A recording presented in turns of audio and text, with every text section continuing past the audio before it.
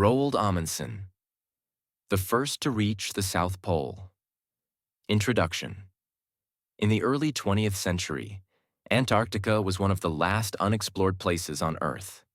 It was a land of ice and mystery, where no human had ever set foot beyond the coastline. Many explorers dreamed of reaching the South Pole, the southernmost point on our planet, but it was a dangerous and nearly impossible task. The extreme cold, harsh winds and vast distances made it one of the toughest journeys in the history of exploration. Those who attempted the journey faced freezing temperatures that could drop below -40 degrees Celsius, constant blizzards that reduced visibility to nearly zero, and the risk of falling into hidden crevasses in the thick ice.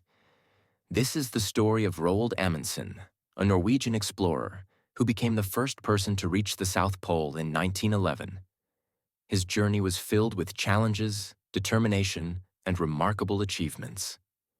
Through careful planning, discipline, and excellent leadership, he achieved what many thought was impossible. His story is one of adventure, survival, and human courage. His ability to adapt and learn from other cultures, especially the Inuit people, gave him the skills necessary to conquer one of the harshest environments on Earth. Early life and dreams of exploration. Roald Amundsen was born on July 16, 1872, in Borg, Norway. His family were shipowners, and the sea was an important part of his life. From a young age, he was fascinated by stories of explorers and distant lands. He read books about famous adventurers like Sir John Franklin and Fridtjof Nansen, who had led daring expeditions to the Arctic. These tales of survival and discovery filled his imagination, and he longed to follow in their footsteps. His mother wanted him to become a doctor, so he studied medicine at university. However, his heart was always with exploration. He found it difficult to focus on his medical studies, as he constantly dreamed of traveling to remote lands. At the age of 21, Amundsen decided to leave school and follow his dream of becoming an explorer. He believed that careful planning and understanding the environment were essential for successful expeditions. He trained himself for the extreme cold by sleeping with his windows open during the winter, even when snow fell inside his room. He also began skiing long distances to build his endurance. These early experiences prepared him for the challenges he would face later in life, as they helped him understand the importance of mental and physical toughness. Early expeditions before his journey to the South Pole. Amundsen participated in several expeditions. In 1897, he joined the Belgian Antarctic expedition as a first mate. This expedition, led by Adrien de Gerlache, became the first to spend a winter in Antarctica. The crew was trapped in ice for months, facing total darkness and extreme cold. Many of the men suffered from scurvy, a disease caused by a lack of vitamin C. Amundsen learned an important lesson. Fresh meat, even from seals and penguins, could prevent scurvy. This knowledge would later prove vital in his own expeditions. Later, from 1903 to 1906, Amundsen led his own expedition through the Northwest Passage, a sea route connecting the Atlantic and Pacific Oceans. This journey was extremely difficult, as the waters were filled with ice and unpredictable weather. He and his crew lived with the Inuit people, who taught them valuable survival skills.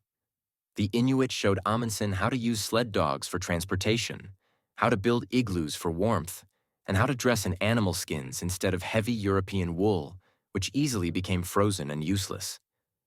These experiences taught Amundsen how to adapt to extreme conditions and strengthened his belief in the importance of proper preparation.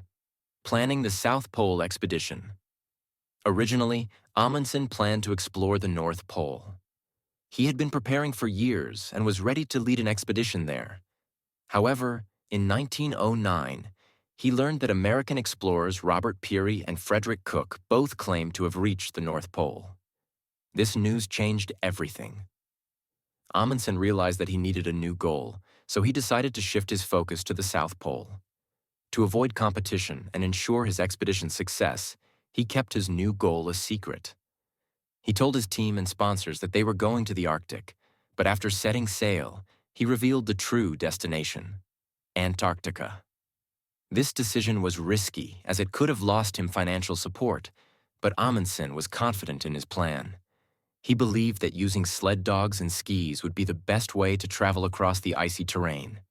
He carefully selected his team, choosing men with experience in polar conditions. He also made sure they had the best equipment, clothing, and supplies.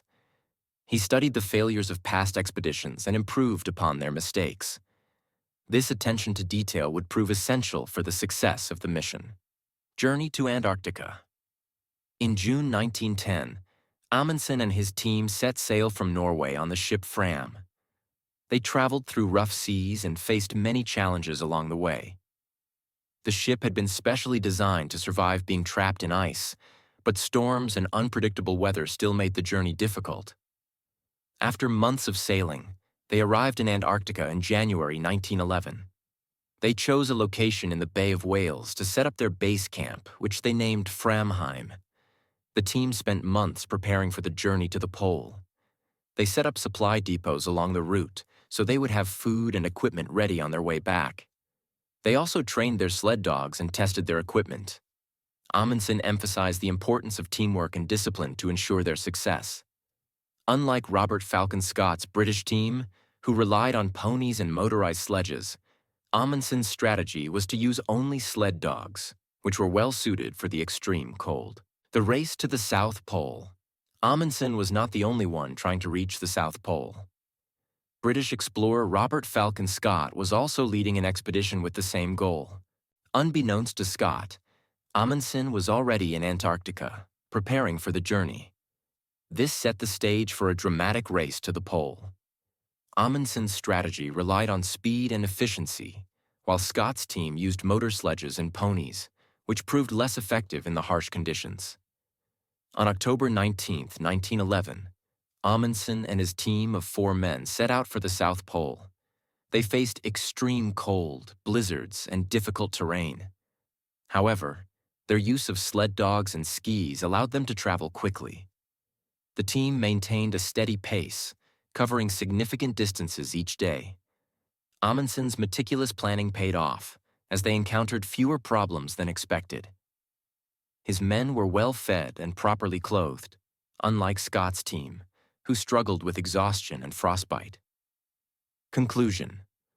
Roald Amundsen's journey to the South Pole is a testament to human determination and the spirit of exploration.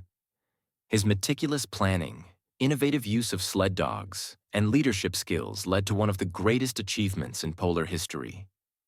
His journey marked the beginning of a new era in world history, bringing together different cultures and shaping the future of exploration.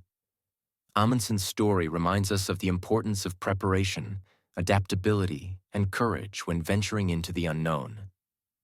His success over Scott's failed expedition proved that knowledge, preparation, and respect for nature are the keys to survival in the most extreme environments on Earth.